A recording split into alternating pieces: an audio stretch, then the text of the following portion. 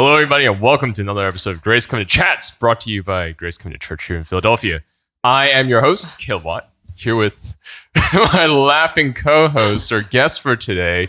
And also, wait, are you the most senior member on staff? As in, you've been here the longest on staff?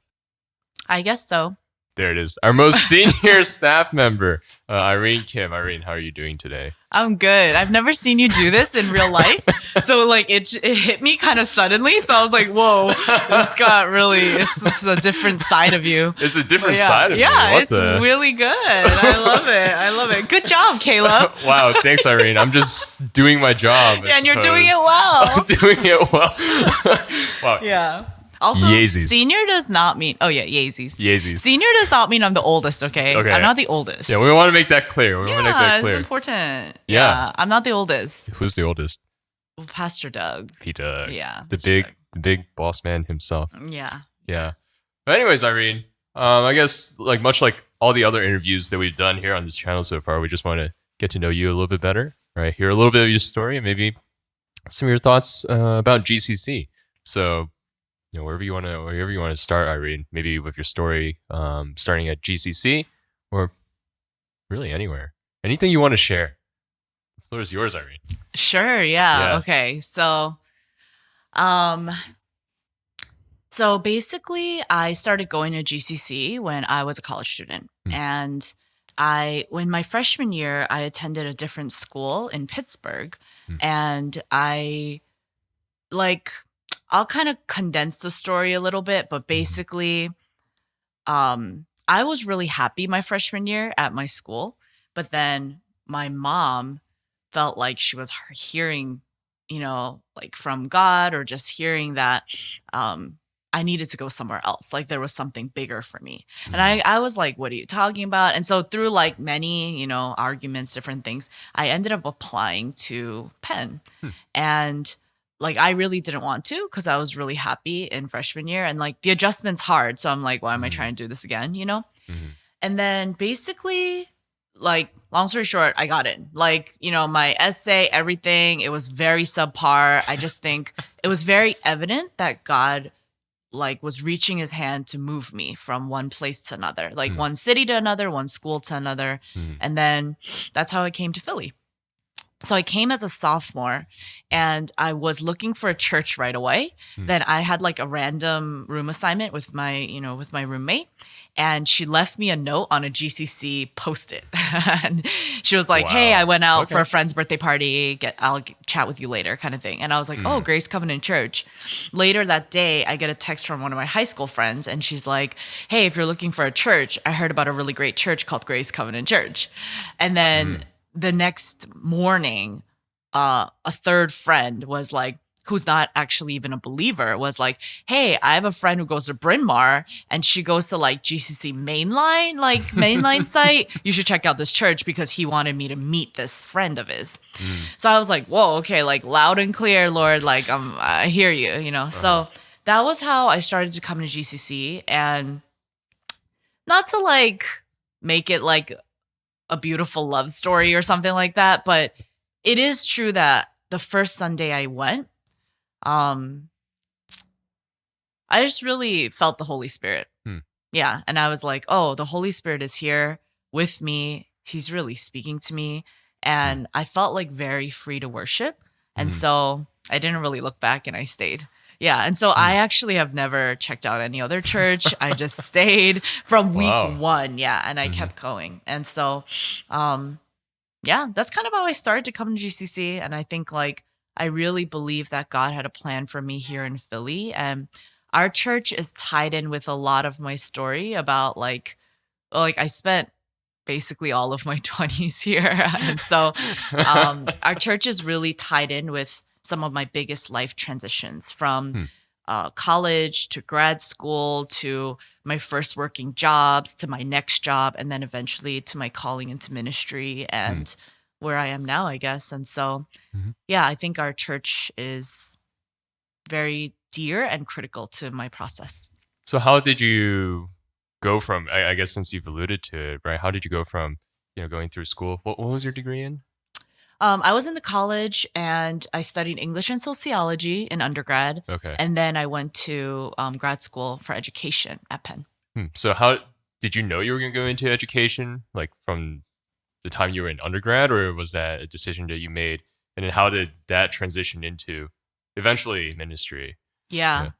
Yes, man, all my juicy stories All aired your out juicy here. Yeah, stories. yeah. Who Yeah. watches? Anyone can watch this? Okay, Yeah. here we go. Yeah. No, it's good. I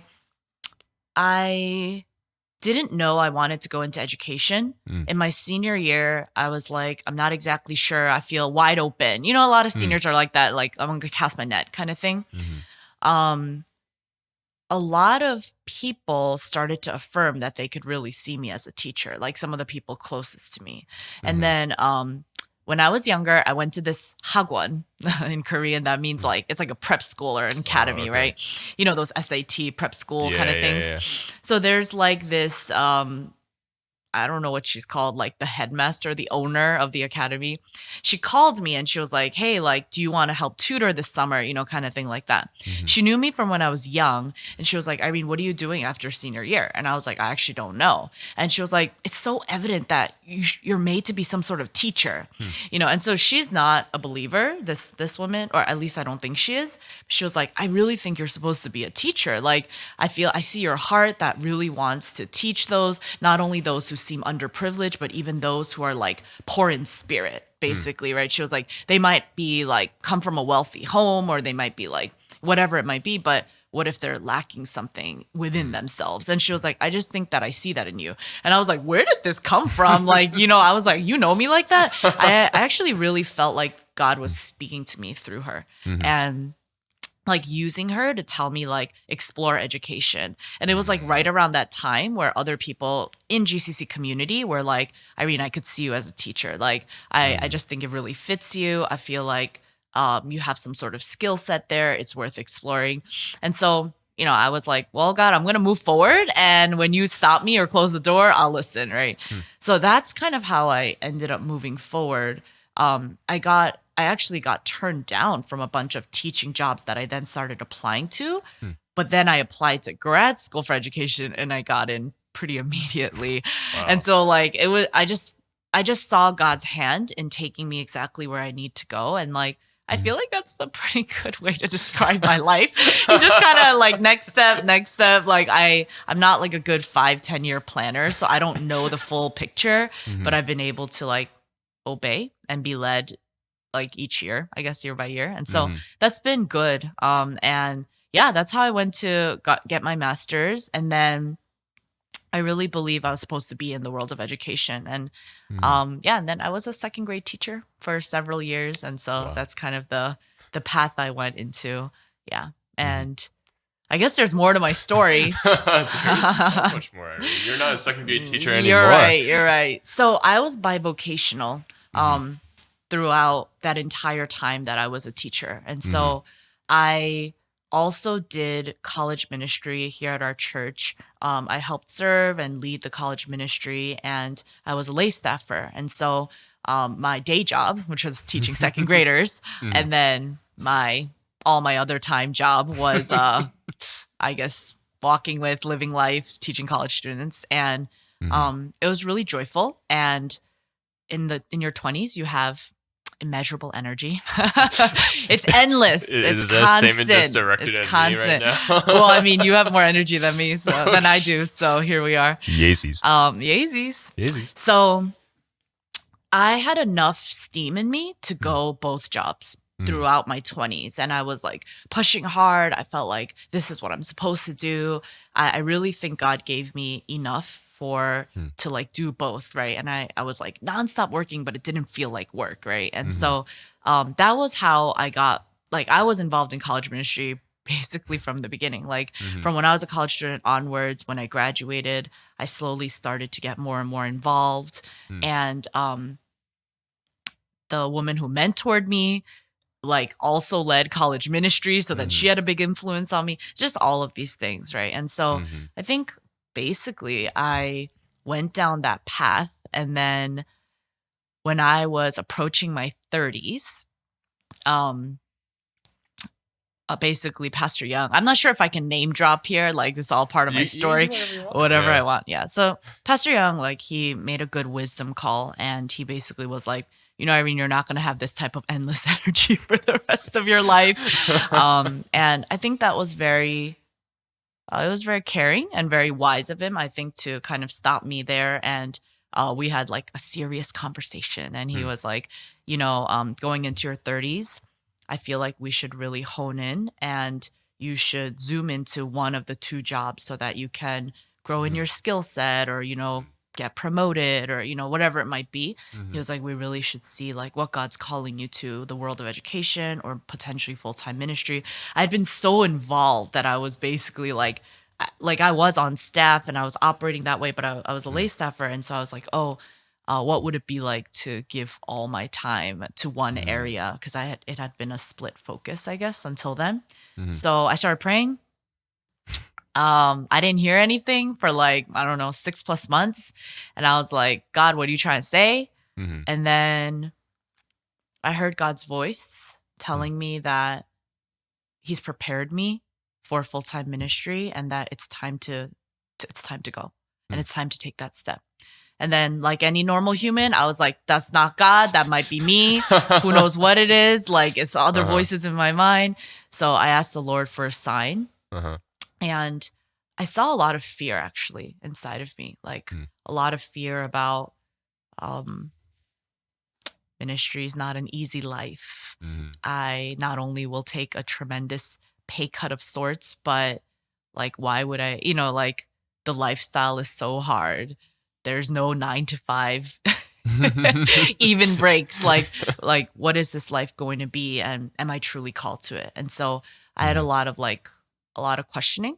And then the Lord showed me a very clear vision and a sign telling me that like he's going to protect me, and that this is what he's prepared me for. And so once I received that, I was really certain. And so yeah, I moved forward and quit my job, my day job. Your day job. And so I said bye to my students, and then I wasn't a teacher any longer. And then I basically jumped into the full-time role. And yeah.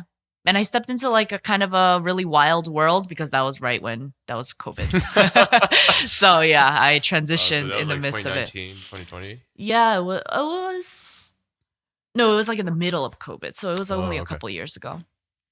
Yeah. So, and now here I am. Now here you are, being interviewed for a podcast. Being interviewed, yeah, by an official podcaster. Yeah. Hey.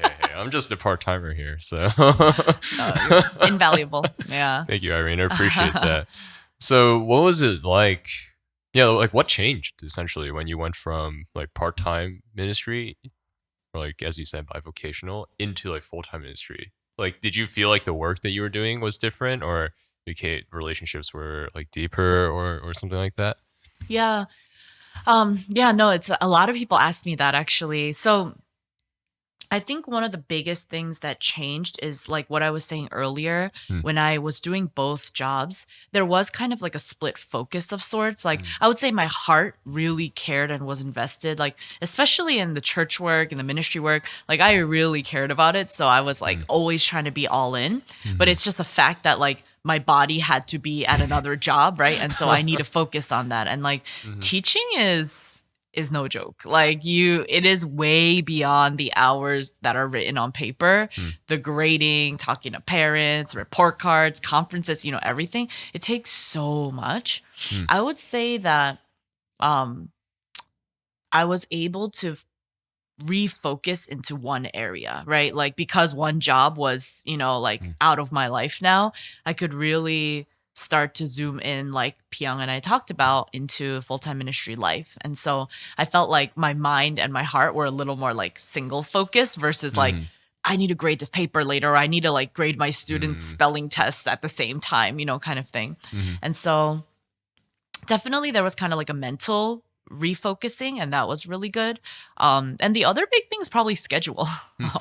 Like I freaked out a little bit in the beginning because I was like, I'm so used to being somewhere at 8 a.m. every single day. And I felt like that's what it's supposed to be. But I was like, wait, why do I have Mondays off? Like Mondays are supposed to be like dreadful. Everybody knows it, but I'm like, wait, why do I have Monday off? Like it was so confusing. And then I was like, where do I need to be? Or, and so because I had a little more flexibility to work from home half the week and then come into our church office half the week, I think like my body freaked out because it was like, you're late. You need to get up. And so for a long time, I kept waking up at the same time I woke up for like when I was a teacher, which was the crack of dawn. So I would like wake up early and be like, am I supposed to be somewhere? And then I think I had to learn a lot about readjusting, not just priority, but actually the way I do work and the hours in the day that I do that work, if that makes sense. So I was like, oh, I don't need to sit at a desk at 8 a.m., but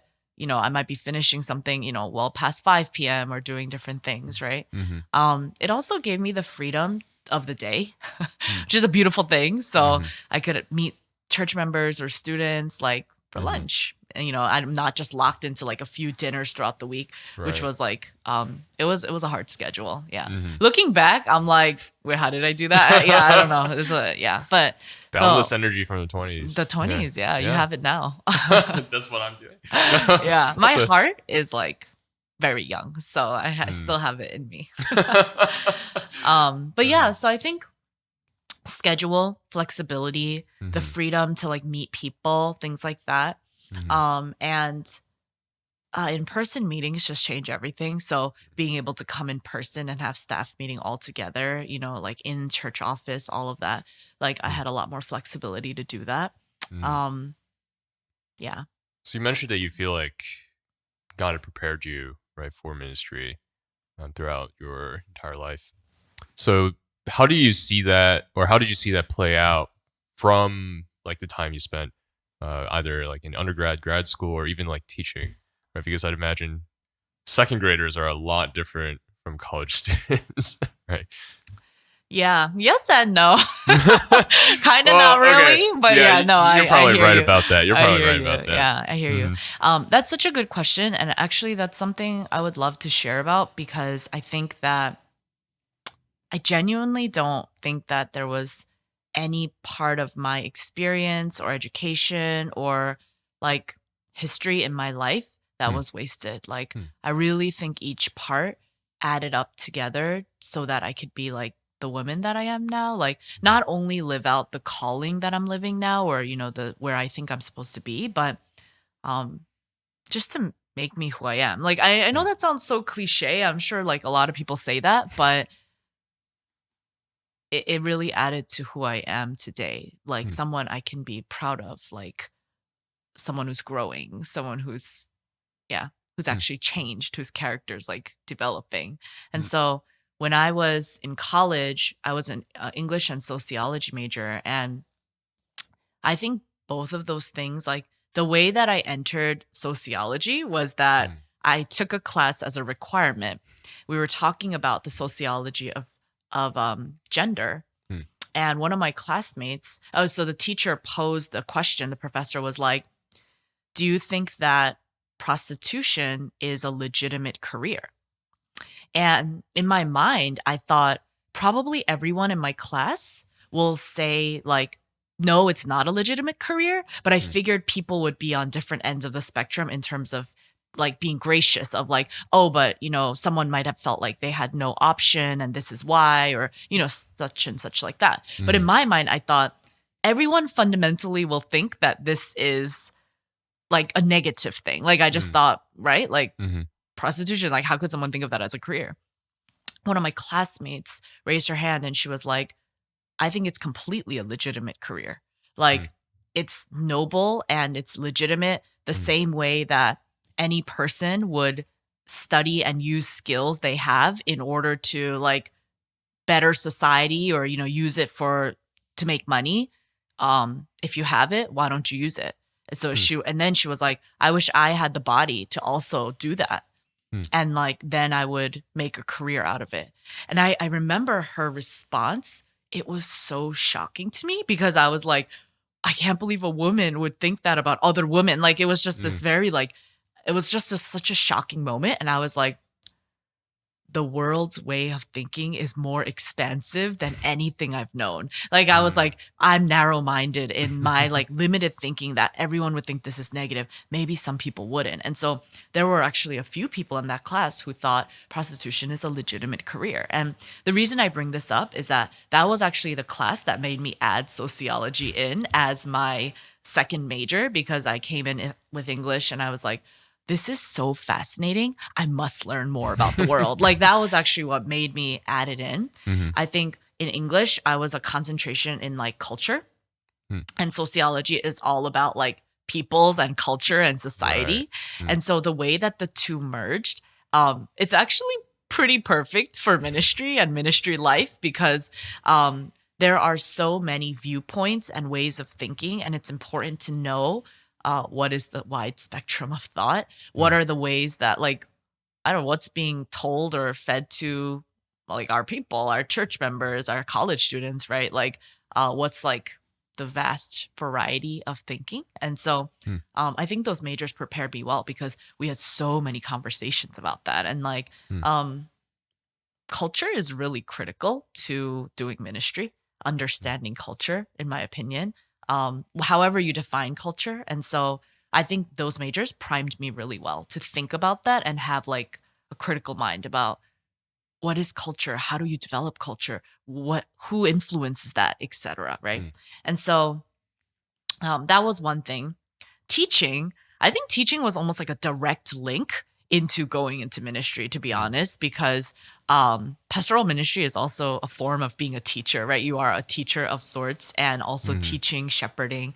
I think that like so many of the skill sets, like even very practical things like have a main point to what I'm about to teach, express to my students. My teaching point today is that we're going to learn double-digit subtraction, right? Like, and how to regroup and borrow, right? And then to really break it down into parts. All those skills are exactly transferable in ministry. Like, how do you teach something well? What kind of main point do you give? How do you break down the steps so it's very digestible for people, right? Like all of those things. That's exactly like also what you do, just transferred over in the ministry context, if that makes sense. And so, yeah, I feel like a lot of those skill sets, even like in grad school, I had to learn a lot about different types of learning, right? So you don't want to just be visual or, auditory. You also want to do like the touch, the senses, the kinetic, whatever it is, like get kinesthetic. Is that what it's called? I forgot. Yeah. Like with the body. Yeah. And so like, even that continued to help me see like, how do people even experience God? Like, how do people relate with the Lord? Like, it's not just one way. Like, yeah, for me, like I could have a wonderful moment where like the wind blows and I'm on a walk and I really hear the Holy Spirit. Is that how everybody would hear him? And I'm like, maybe not. And so there just are so many different ways to even experience the Lord and hear from him. And then even that, how do you teach something like that? How do you walk with people? And so I feel like, yeah, different types of learners, different types of teaching. I had to like incorporate a lot of different ways. Like I'm really bad with visual things. Like I'm just like a terrible artist, terrible at like making slides, things like that. But I'm like, slides can be very useful for someone who's a visual learner. Even in the context of giving a message, they want to see my main point written on a slide. So I'm like, okay, that's something I can do. So I feel like there were a lot of like skills like that I had to do for my second graders, like differentiated learning, right, for each person. It exactly translates actually, even in being in ministry. And I think this part will sound like very cliche, but since I mean it, I'll say it. I mean, in the end, like second graders and college students, like they all just want to be heard. Like, I think they all just want to belong and like be loved, essentially. I saw that so much in my second graders. They were just a lot more vocal about it. They were a lot more unfiltered and unashamed to do that. I think college students and young adults are kind of the same in the end, right? Like all of us, child inside, just want to be loved, right? And so I feel like, yeah, that's what I still see transferred over, like dealing with people, walking with people. It's not so different. Yeah, people's core. At least that's what I think. So yeah, those are some of the ways that being a second grade teacher and now being like a college minister has transferred over. Yes. Yeah. So maybe there's a. Hmm, I have a few places that my mind is going, but I don't necessarily know if I'm able to formulate coherent questions. Uh-huh. But maybe the first question I want to ask is maybe along the lines of what you're saying, right? Like the second grader is not so different than college students, young adults. No offense to all our college students. They're going to see this and they're going to be like, you called us second graders? They're just second graders to you, Irene. Big bodies. Taller bodies. Yeah. But how do you feel like that has impacted your faith personally, right? Like going in from an environment to, again, like teaching or like directing like second graders into college students, right? So maybe less of like the practical application of that, but like how has that personally encouraged you or changed your perspectives on certain things? How have I grown, or what have Yes, I how have you grown? learned like in Yeah, the process of that transition? or even from both groups individually. Man, I feel like everything I'm saying, it feels so cliche, but it's okay. I feel like genuine things can actually be Right. stated over and over. But when I was a second grade teacher, um, one of the most common experiences I had was that I would watch one of my students like burst out, like they couldn't contain their words or they're crying or something, and they would burst out for some sort of cry of affection. Like it was always some sort of cry for attention or affection. And like I felt like that was me. Like I would always look at them and be like, yo, is that me? Like I feel so exposed right now. Like that's how I would always feel, right? Mhm. Like I have so many stories actually of my time in the classroom when like I, as the teacher, I would kind of throw out like a loose promise, right? I'd be like, yeah, later I'm going to give Jolly Ranchers to everyone, like something even simple like that, right? And then the kids freak out when I don't keep the promise. Like, it's just like, how can you betray our trust? We all thought if you said it, it would only be 100% true all the time. Like, something like that, right? And I have so many memories like that where I was like, I feel so naked because I feel like I'm watching myself freak out. Like, I'm like, God, didn't you say you're going to deliver this? Like, where is it? Like an extension to me, right? I saw it almost every day. Yeah. And like, I have so many memories of like students who would also outlet their pain because they didn't know how to use words to like express it because they're also very young. Although maybe some adults also like have trouble with that because it's a hard thing. And then they would express it in other ways. And like, I just felt like I'm watching myself like outlet pain, throw a tantrum to the Lord or, different things, right? Like, there was a student in my class one year who like, he was like a tough guy, he was like the tough guy of the class, right? Like, they're little, but they still have roles and norms they somehow fit into. He left his jacket in the classroom, but it was dismissal. So we were like halfway down the hall and he's in the back and he was like, Miss Irene, I left my coat. So I was like, oh, okay, you could run back, get it. We'll wait here for you. But then because of the flow of traffic and all the other classes, I had to keep moving. So then he was coming and I was like, okay, he's going to catch up. So we went all the way to the front of the school building and the boy comes and he's like hysterical. Like he's just like weeping. And he was like, you left me behind. Like you said you were going to wait and you left me behind. And he's like weeping. And like, I dismissed him and like, I reassured him. I talked to him. And then I just went to my classroom and I was like sobbing because I was just like, I feel like I've also been scared that I've been left behind too. Or that like, I just saw so much of my inner self, right? Where I was like, he was just so scared that like, I was not who I said I was, or that I, as his teacher, someone he trusted, this authority, this like adult in his life, left him behind and didn't care about him, right? And I was like, I think I've felt that sometimes. Like with the Lord. And so like, I don't know, my students were so exposing to me. Like all the time I was like, I am naked here. Like I literally, that is me. And like, I reflected a lot on those things when I was a teacher. I was like, God, that's the same. And like, I wonder if kind of parents go through a similar thing. Like, I don't know because I don't have my own child, but I wonder if parents see the way their child acts and then they're like, this is a direct parallel to me and the Lord, like child to me, kind of thing. And I think I feel that in a similar way, like manifested kind of differently through college students as well, where like, I don't know, college students, young adults, like we're not all so different, right? Like we all just like, we're just longing for the Lord to be who he said he is and to see that in our lives and to believe that and then to help us when we lack faith and be like, I'm crying out, help me in my unbelief. Like, I feel like that's so much of our years and experience. And when I talk with college students, even though they're less like raw tantrumy than a second grader might be, once they start to open up and just share more about their story, their fears or like, I don't know, places where it's hard to have faith or places where it's just like, their heart is struggling. I also feel very exposed because I'm like, that is just me too.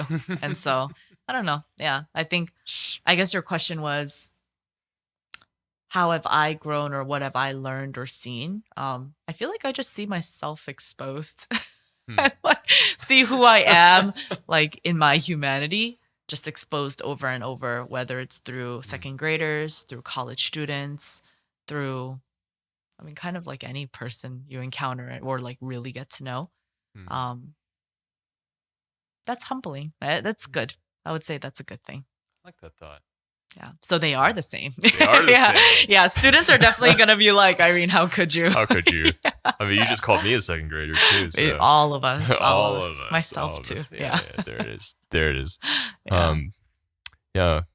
Going back to another point that you mentioned about culture. How do you feel like GCC culture has changed in the time that you've been here? Right. You like talking a lot about millennials and Gen Z, and I don't know if our intro segment made it in, but if you look in the dictionary, you will find under synonyms a picture of Irene when you search millennial. The classic millennial, yeah. Classic I have millennial. plants at home. I love my cold brew, my Uggs. What else are millennials known for? I don't know. Cold brew is good though. Yeah, I do agree, and I'm a Gen Zer because they say poggers and stuff like that. Yeah.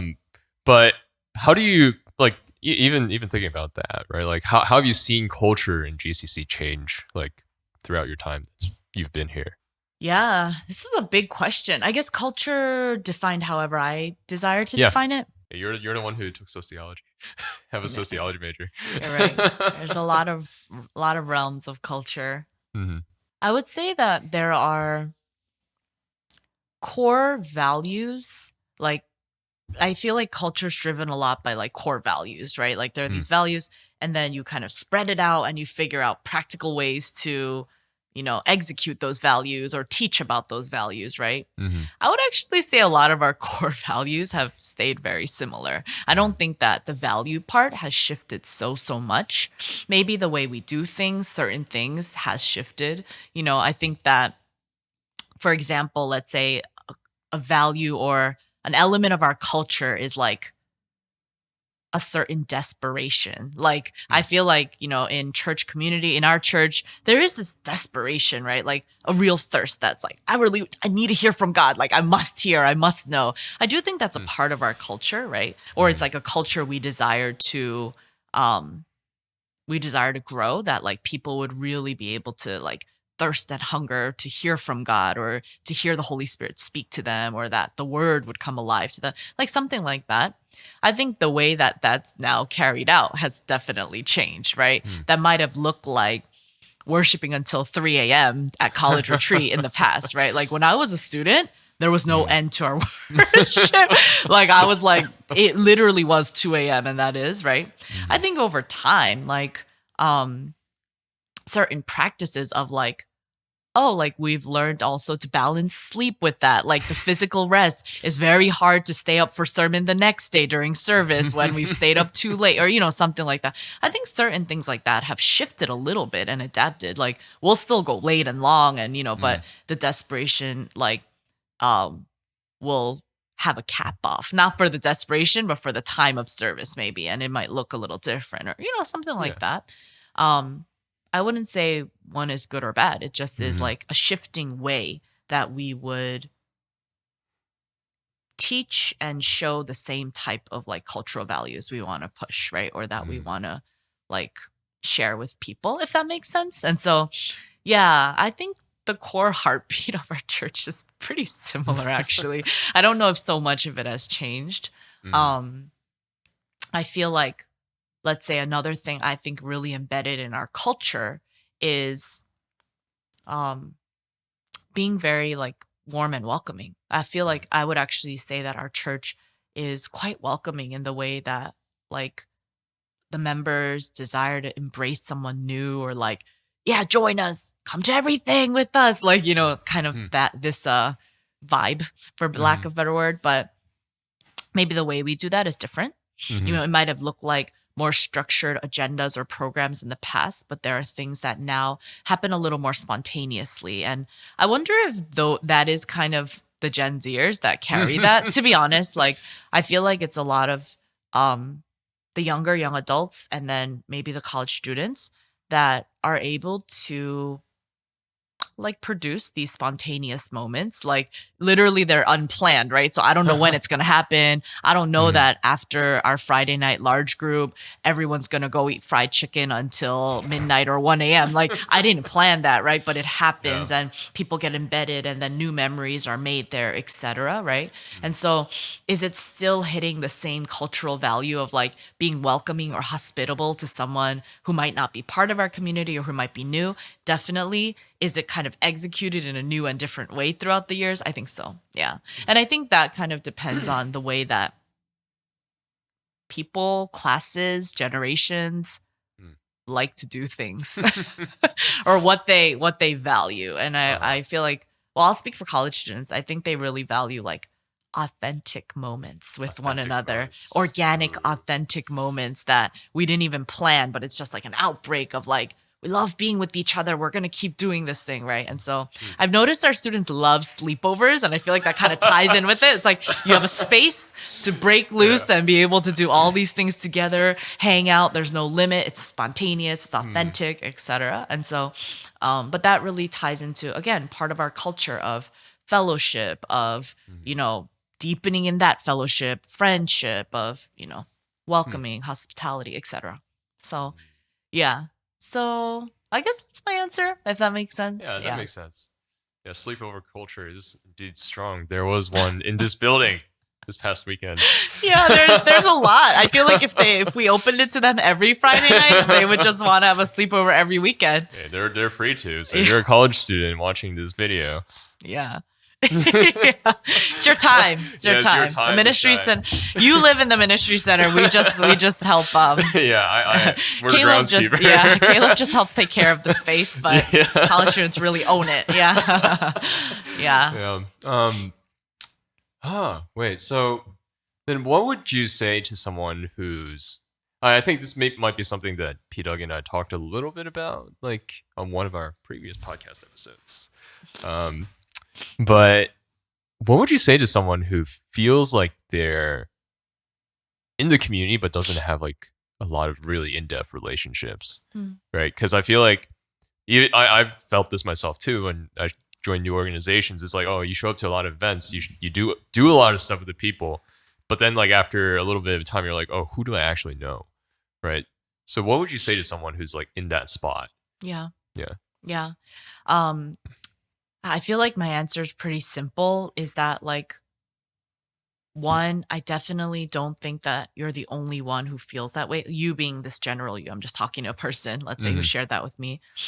You're not the only one that feels that way. Like I actually hear from different people, like many different people you might not even expect, who seem very well integrated, who might actually feel a certain sense of like, I don't know quite where I belong, or I feel a little bit lonely in this, or, different things. I think it requires courage for sure, because I feel like it will require the courage to reach out.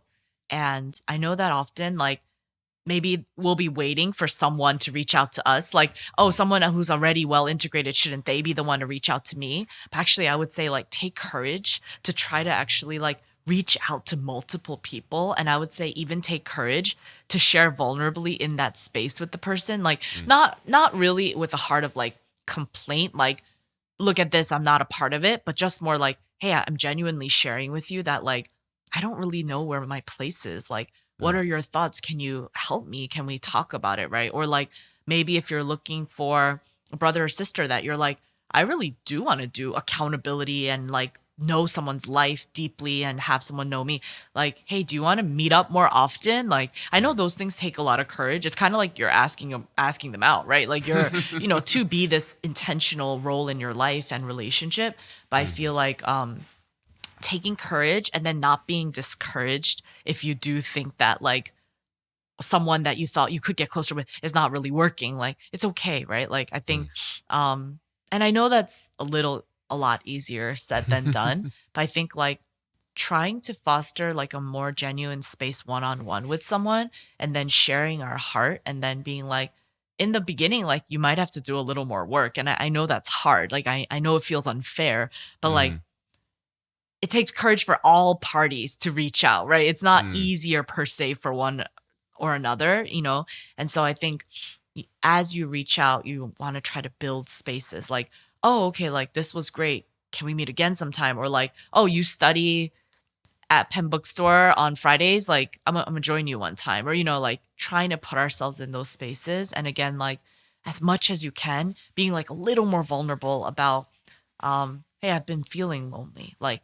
this is something I feel. Because if people know about it, they might actually be able to help, or they might have a heart that wants to step in and like be your friend, but they might not have known that that's what you feel. And so trying to like, yeah, just be vulnerable, like not necessarily complain, like I was saying, right? Or be like, nobody's for me. Like, I feel a grumble about this, but just sharing, being able to share. And I think like I've seen people draw close to each other in those situations and be really willing to step in for each other. Yeah. So that would be my advice, like taking many things of courage. Many steps of courage. Yeah. It's just really hard. It's hard. I wanted to also ask Irene about how you hear from God, right? Just like because in your story, I feel like more so than like some other people that I've talked to or like even interviewed on this podcast, right? There seems to be like this like very direct guidance, right, on what your next steps are and stuff like that, as you brought up previously. So yeah, what is that? What's your relationship? I guess this could go like a million different ways, Yeah, but if I just say, what is your relationship with God like, right? But it's like, how do you hear from God, right? I guess would be where I would want to start the question.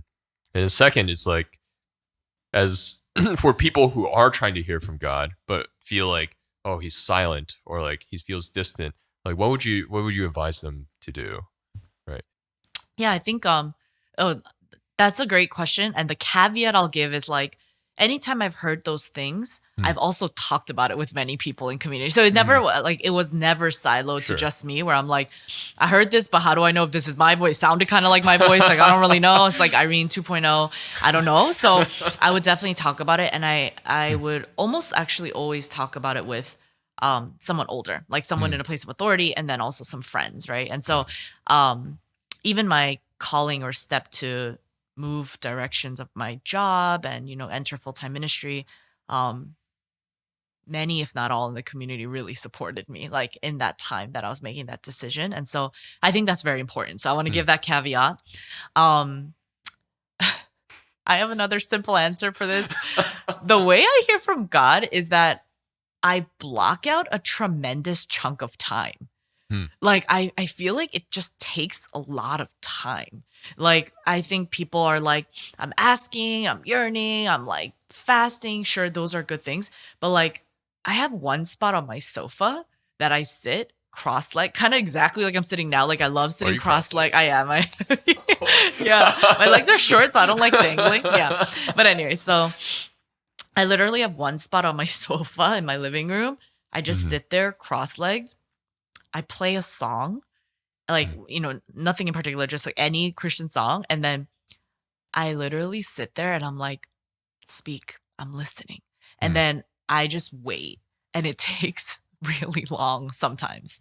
Sometimes it doesn't take as long. I'll also pray. Like I'll say all my grievances and sorrows and, all of that. I feel like it's a big give and take where like you have to be willing to be honest, to say all the things you want to say, lament, grieve, complain, like, yes, Lord, you can take it all. I'm going to say it all to you. And then the listening part, like, I do create like blocks where I'm like, I'm now going to sit. And I've like sat actually for like hours. And I know that could sound like a waste of time. But I would say it's not. It's something of being close to his presence at the same time, and knowing that I don't always know the time I'm supposed to find things out.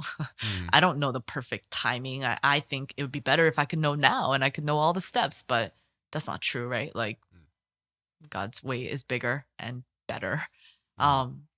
When I was praying about switching jobs or potentially which path to go down, I prayed very consistently, but I felt like I didn't hear something for, I think, easily like 8 months, which can be long or short depending on how you look at it. But it was frustrating to me. And I was like, God, we're out here. Are you out here with me? Are you going to tell me soon? It was like a moment that I was praying that I heard God's voice. I really felt like I was hearing the Holy Spirit speak to me and say, like, it's time to move forward. Like, I've prepared the way for you. And yeah, a lot of wrestling, listening, and like, if we feel like we're hearing something from the Lord, we can check with people like, hey, is this, and then, this is a classic thing, but obviously checking if it's biblical, like, not like sin-based or flesh-based. But yeah, I think those are some of the ways. Like, I used to walk a lot. I would walk all around the city, like all the time. And the distance I walk would show like how much I was like desperately asking something. So like if I went from West to like Old City, then like, I have a lot on my mind, right? Or I was like really like, I won't let go until you speak to me. Like I'm not going to let go of you. I have that mindset a lot where I'm like, I have kind of like an inner Jacob. I'm like, I'm not going to let go of you until you say something to me. Like you leave a mark or you speak to me or something. And like, I'm really raw and honest. Like, I don't think I've often held back what I want to say to the Lord. I don't know. My best advice is try to be as real, raw, and honest with the Lord more than you even have with yourself. Try to say it all, and then create real chunks of time to like try to listen and try again if you don't hear anything, you feel like you're not, because like we don't know what God's time is to say X, Y, or Z to us. Like we don't know exactly what that time is and when and why. Like only the Lord knows all of that fully, right? And like, and then we're not even supposed to know all of it. And then we're, like, and then how can we? Then we'd be God, all of this. And so, try to wrestle, like try not to let go, try to create the time. Like don't expect such immediate gratification for different moments. Like I would say the amount of time I've invested prayer walking is quite immense. Yeah. Yeah. And when you hear something, try to do it if you can, right? Yeah. And then it opens us up more to hear. Like if we obey, you can be in the the positive feedback loop where you're like, yeah. oh, I believe I've heard, then I have more faith for it, then I believe I've heard, and then I could hear more. Kind of something like that. Yeah. And so yeah. But I think these days, like, to be honest, as a woman, I feel a little less safe walking long distances in the city. To be real, like, it's just like it's not always physically the safest. That's why I now have a safe spot on my sofa. Yeah, I never used to sit like that. I like to move around a lot, but yeah, I just sit on that one spot. It really has my like nice little butt imprint. I don't know if that was an inappropriate thing to say, but anyway, I have a spot on my sofa. Yeah. And I would say that's where I like pray and often don't hear anything. But like that's okay. You know what I mean? Like I'm not looking for an answer. I just want to rest. Yeah. Resting is silence sometimes. And that's like good. Maybe it's getting to a point where it's starting to become cliche too, right? Because at least I've heard it a little bit more in recent years. But it's like, oh, you can't. It's not just prayer, but you're also listening for God, right? But to so intentionally set out like a big chunk of time to listen for God, I feel is like, I'll say unusual because I haven't heard people do that before, right? And yeah, I don't know, that desperation, like just God give me something, right? Um, yeah, I don't know. That's just where my mind goes. It's very very very interesting. I'll for sure give it a try myself. But how do you actually? One of the things that you said about prayer and your process, so methodical. Mm-hmm. That stuck out to me is the fact that it sounds like, and so you can correct me if I'm wrong because it just sounds like, but it sounds like at some point it transitioned from just like I need an answer to as you said, right? You're just resting, right? You're still looking for the answer, but somehow it's become more than just I'm waiting for an answer, right? So what was that transition like, right? From that, because I feel like if I'm to get like really Christian knees, right? It's like, okay, yeah, that's where I want to be because the Lord is enough, right? But realistically, for me, it's not, right? Because I want to hear, I want to know what I want to know, right? So how was that? What was that process like for you? Yeah, to be real, I still want the answers. Like, I have very specific questions, and I'm like, Lord, any day you're ready to answer these, I am all ears for you. Like, I'm ready to hear. I still ask my questions for sure. Like, and I still have that in my heart. I think in some ways, like, I feel like I transitioned in this way, not with my own choice, but because, like, every time I was in it, I was like, God, I want to hear about this thing. Like, question A. And I'm like asking. And then God suddenly says something. And it's like only slightly related to A, but like not really. Like, you know what I'm talking about, right? Like, I don't know if you've ever had a moment like that, but it's like, I'm like, wait, what? That was not even about what I was asking, right? And then it's just like, it's something so unrelated. Or I'm asking a very specific question, like question B, right? And then God's like, I love you. You're my daughter. And it's like, sure, can that be the answer to everything? Yeah. But like, I'm asking something very specific. You know what I'm talking about, right? Like, yeah. I feel like you must be laughing because you also understand kind of this feeling. That's happened to me so often where I'm like, God, this is just your time and am I just part of it? You know what I mean? Like, Yeah. And then I think that made me feel like, but then the weird part is like, often those answers that didn't feel like answers brought me peace.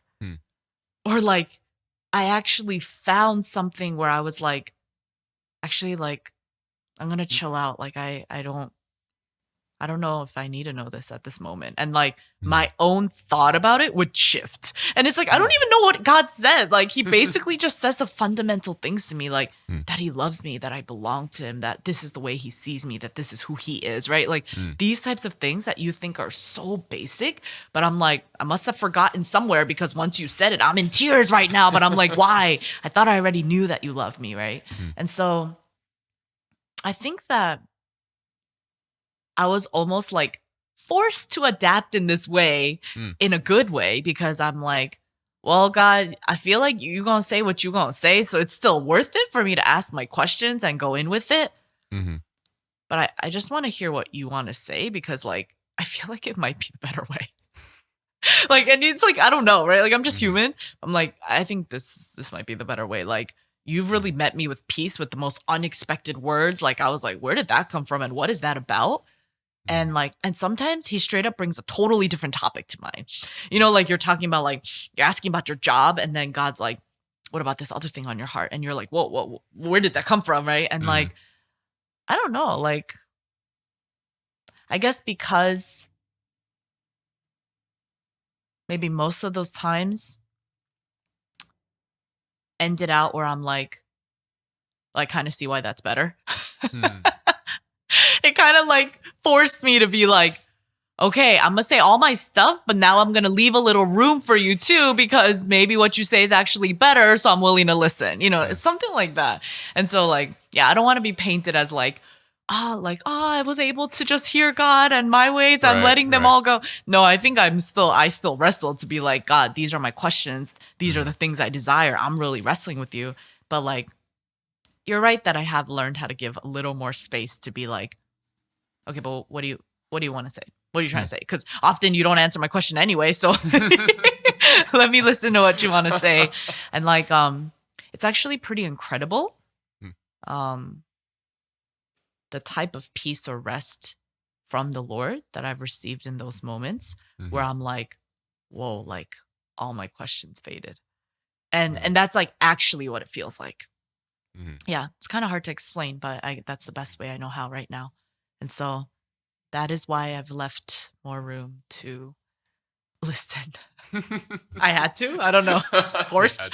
Voluntold by the Lord. Yeah. I guess in this moment, I'm just struck by the disparity. We were just talking about the disparity in our ping pong skills, but almost You like and me? me and you, Yeah. But almost like the disparity in like maybe disparity makes it sound like it's a negative thing, Yeah. right? But like the difference in like just life experience, right? You have many years on me, and I'm like, oh. Wow. Okay, sound really old, but okay. hey.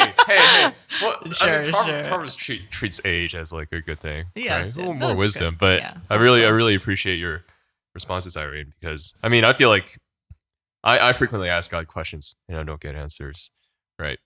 And then I get frustrated and I don't sit in the silence.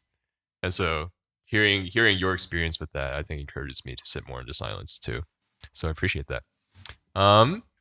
Wow. We've been going for a while.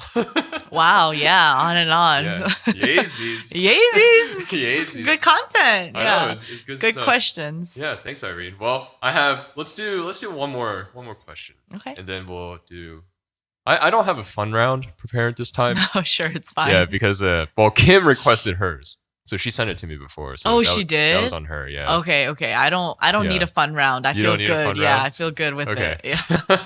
But I think my last question would be, well, I could ask one of two questions, but I'll ask this one. What do you hope GCC can become in the future, or that we can trend towards now? What are things in our church or our culture that you see are good that you think that you hope that we can continue fostering, and what are things that you, or maybe if there are, right, things that you think that maybe we should try to change or something like that? I was reading this article recently about Gen Zers. I'm not okay, surprised. so it sounds like kind of embarrassing because it seems like I'm obsessed with Gen Zers, but I actually was reading an article recently. Poggers. Hey, like Pastor Doug sent it to me, so I read it. It was great. Okay.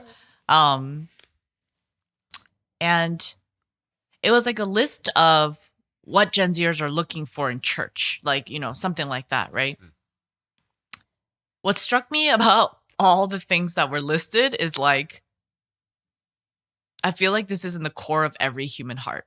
An authentic experience with the Lord, where you see past the human beings and their imperfections to really see like God ordained this moment, or that God anointed this, like despite human imperfections, right? Like really genuine connection, or like things that aren't so programmatic, but like really like where there's flexibility to be like, wow, this was God given, right? And I was like, oh, like somewhere in the core of all human hearts, like that's like, it's kind of there, right? Like it's just, I talked about my own prayer experience. Like prayer is something very meaningful to me. Like, Pastor Young loves to pray. I feel like he has also taught me a lot about that, etc. I just think like there's a certain like desperation that God would lead us and really speak to us about what the vision is. Like, yeah, a church full of families and children and young adults and college students, yeah, like whatever direction it's supposed to be, that like we're really hearing God's voice and then moving forward in that way, that there's desperation. And when I was reading like, oh, Gen Zers want authentic moments, I want authentic moments. I was like, I'm a millennial, but I want that. And I'm like, it's just a human thing. Like, I hope that like our church will not just rely on things that are programmatic or like, I think that we've had to learn a lot about undoing and redoing programs after COVID, right? Like what worked, what doesn't work, I don't know, right? And so it's like, I just hope that we'll richly hear from the Holy Spirit, like who are the people to invest into, who are the people who are going to come, how will we thrive and grow, and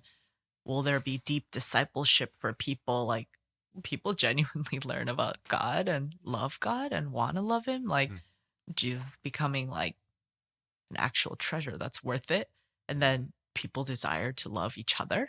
Like isn't that like, that's like the foundational thing I think, like, you know, churches want, right? Loving God deeply and loving each other.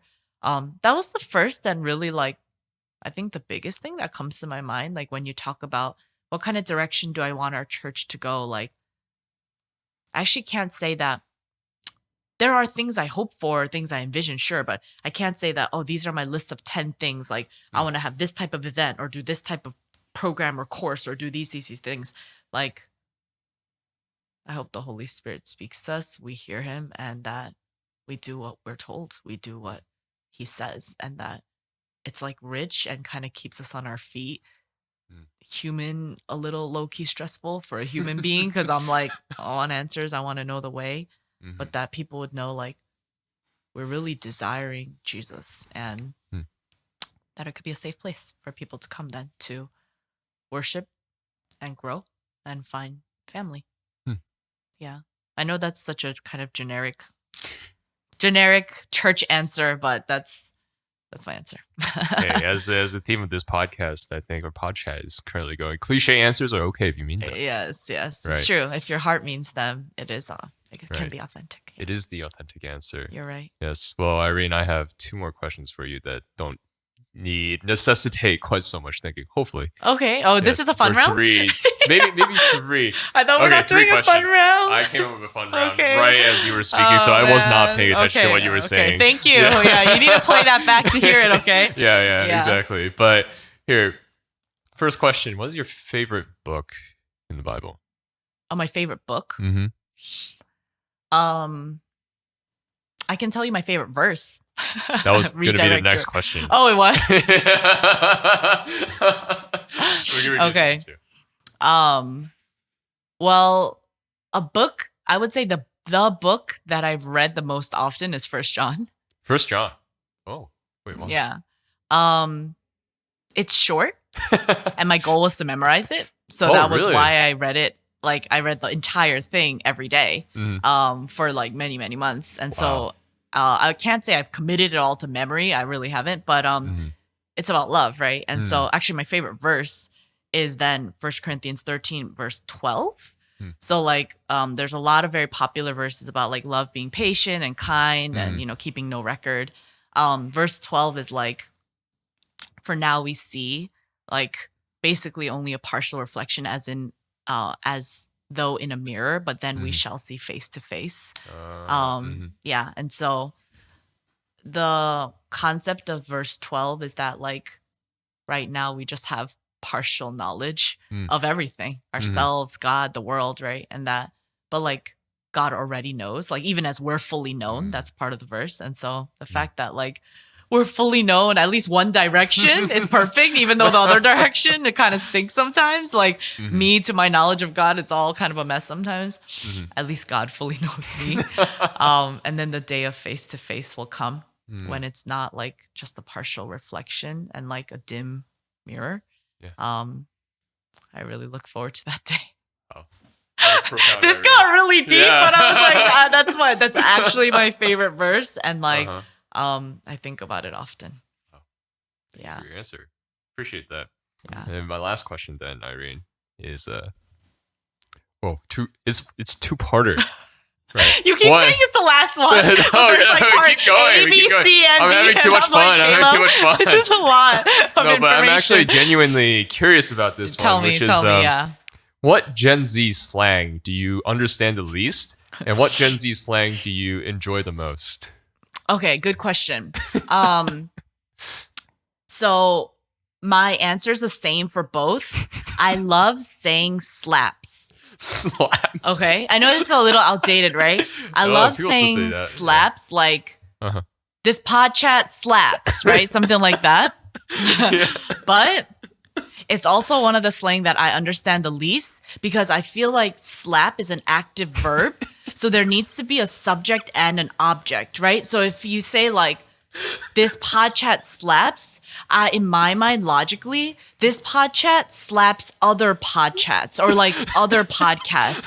Like it needs to be comparative, right? Like I was an English major, so I think this is actually a pretty fair assessment. I think so too. Yeah. So the first time I used it, I actually said like, we were talking about this Chinese restaurant that our church loves to eat at. And I was like, this restaurant slaps all the other Chinese restaurants. And people looked so mortified. And literally people were like, Irene, no, like, don't say that again. And I was like, wait, did I use it wrong? And I didn't realize. And I was like, they're like, it's just slaps, period. And like, I truly don't get it. So I'm like, that's whack. I don't know if whack's an actual slang. But anyway, that just doesn't make sense to me. It just doesn't make sense to me. I feel like slaps, it should slap other things, right? Isn't that the point? Yeah. But anyway, but it's also the one I love using. Okay. So I'll say, yes, this pod chat slaps other pod chats. Yeah. Wow. You heard it here first. This podcast slaps so other. inappropriate. I take it back. Or they just slapped, period. The slaps period. Yeah. Yeah, slaps, pod chat slaps. Yeah.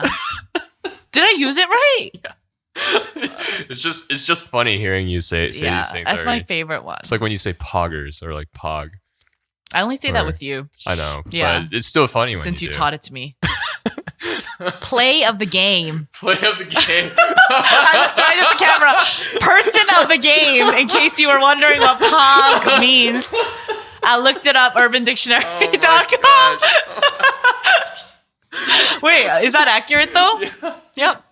Yep. You're the pog of this pod chat. Wait, is that right? It's a noun, right? Okay. Thanks for coming, Irene. I shouldn't have asked. Canceled me. Yeah, this slaps. This slaps. You slap, Irene. It's embarrassing, but yeah, it's yes, but thank you for spending some time with us today, Irene. Yeah, thank you for sharing. Caleb. Yes, there were some insightful answers, and I learned a lot about you. Yeah, thank you for asking. Really great questions. So, yes, I'm glad I could be here. Yeah. Please cut out the embarrassing parts. I'm just doing my job, Irene. You're doing your job. Okay. Yes. Yeah. But this episode has been brought to you by Grace Committed Church here in Philadelphia. We meet in Meyerson on Sundays. Still do. Yes, 10 a.m. Yes, 10 a.m. Well, you do the announcements every week. I should let you do the outro. Come, Meyerson, 34th and Walnut, 10 a.m. Join us for worship. Nothing like being together. Yes, and we will see you next time. Yeezys. Yeezys.